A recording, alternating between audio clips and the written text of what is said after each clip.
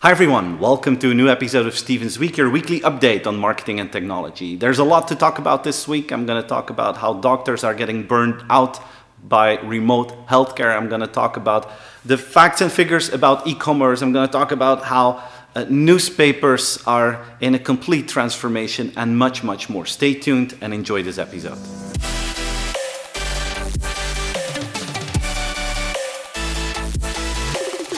2020 was a great year for digital newspapers. They grew with 36%, the subscriptions grew with 36%, and now the annual revenue of digital newspaper subscriptions is more than $1 billion US.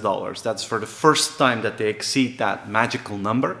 And for some newspapers, it's even more impressive. If you look to the New York Times, like in 2020, for the first time, they made more money digitally than through their analog business, both in subscriptions and in advertising. And maybe the winner of the pack, I don't know if they're best, but their figures are quite impressive, is the Wall Street Journal.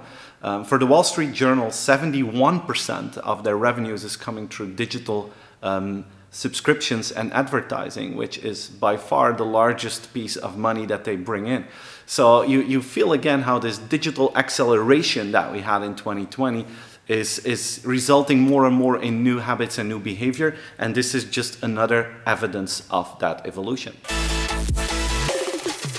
Virtual care, medical support from a distance, remote healthcare, it's all on the rise, of course, since beginning of 2020. It's huge, it works well, it's very efficient both for the doctor and for the patient. But what we're starting to see now is that it's also burning out doctors. More and more doctors are suffering from a burnout because they miss the real-life contact with their patients. They also feel that there's a higher burden of administrational work that comes to these virtual meetings. And I saw this and I was just thinking, we're now a year in this pandemic. And of course, we made the big digital jump forward. But it's more and more clear that technology will not be the challenge for the next year. We got it covered. We know how Teams works. We know how Zoom works. We can buy something online. We have that covered. The problem is the impact on us humans, the mental impact, the psychology behind it. That will be the biggest challenge. And the fact that doctors are now suffering from a burnout. I mean, this research was targeting doctors, but I think if you would copy-paste the kind of research that they've done here for doctors to other industries, we would probably see the same effect. And that is a huge challenge that is lying ahead of us. Didi, the Chinese alternative of Uber, is planning to come to Western Europe. They want to come to markets like Germany and UK and France. That will be their first markets where they want to enter Europe. And Didi is like the Chinese version of Uber. In 2019, more than 500 million people used their service and they had more than 10 billion rides, so that's amazing. And then it dropped, of course, during the first phase of the pandemic. But as soon as China reopened, Didi just took off again and had a massive growth. So you can see how important then going out was again for people in China, and Didi played a crucial role in that. If you ask me what is typical for Didi compared to Uber, it's more or less the same. But the one thing that Didi is really focusing on is predictive behavior. Their dream is that you will have a car instantly. When you need to go somewhere, that car is already there before you need to go. They want to deliver faster and real-time service. And of course, they use data for that. And the truth is, many people have some sort of a pattern, right? You wake up, you walk out, you grab a coffee, and then you commute to work or you go back to your home office. But there's a certain pattern.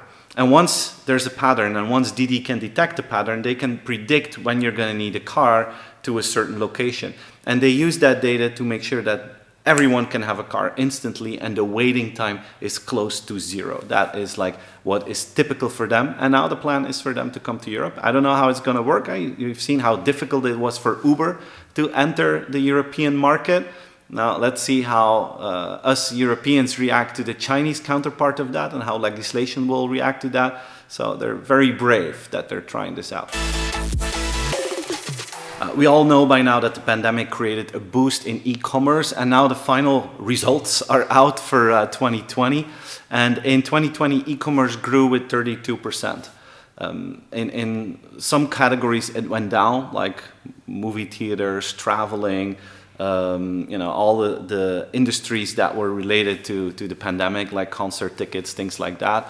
But all the other categories grew. So if you just look at the growth in those categories, it's even larger than the 32%. But anyhow, it's huge. And the total market value for e-commerce is now $791 billion. And some of the huge winners are Amazon, but also Walmart. But maybe my favorite winner in e-commerce in 2020 is Shopify, the Canadian company that is the largest e-commerce platform in the world. Their stock just exploded in the last couple of years. From that 791 billion, 120 million goes through the Shopify platform. And this is really interesting because most of the time these are incumbents. These are smaller organizations that are using Shopify, which means that more and more smaller organizations are also entering this market. And it's not just the huge players anymore. Of course, they're huge, but the overall, the long tail of those smaller players is going to be huge. And Shopify is the platform that is facilitating that. There was another study related to that about 40% of the companies in the world is saying that next year, which means this year, 2021, 40% of the companies is investing more in digital marketing. You could say that's a lot. I was surprised. I wonder what the other 60% is thinking at this moment, because it's clear that it's going in that direction and there's no turning back anymore. But the good news is Shopify takes 120 billion of the global e-commerce market. I don't know if you've been following the fight between Facebook, Google, and the Australian government. So this is what's going on. As we know, many people post links to newspapers on Facebook, then people click on it, and that's how they get the news. Now, Australia wants to start with a law that when you publish a link of a publisher on your platform, that you need to pay that publisher for it because you're using their content on your platform. So they want them to pay for that. Now, both Google and Facebook have been fighting this law, but Facebook really went all the way. So Facebook said, okay, if this is the case, guys, then it's very simple. Then we will no longer allow links from Australian newspapers and Australian media on our platform. So last week, no more media links from Australia on Facebook. That is just crazy that this actually happened. And this has a severe impact because in Australia, they instantly saw that the traffic on their local newspaper sites decreased with 20% in just 1 week time because their biggest traffic builder was just gone from one day to another. And they were very angry at Facebook. But still, they're going to pursue with this law. They're going to probably talk with Facebook. But now what you see is that the Prime Minister of Australia is saying, okay, we have a high level of interest from other countries who also are considering to imply the same law, and then you have a whole different ballgame. If more and more countries will follow their lead, imagine what that could mean. And it's a cat fight, and we're witnessing it, but it's also interesting because more and more you feel that the pressure is being increased towards these big technology companies from all different angles, from all over the world. So we're moving into this phase where their monopolies, the power that they have is being more and more questioned by governments, by consumers, by other parties in the ecosystem. And it will not stay like it is. I think if we will look back 5 years from now, their power will be lower than it is today. That's going to be the consequence of all that.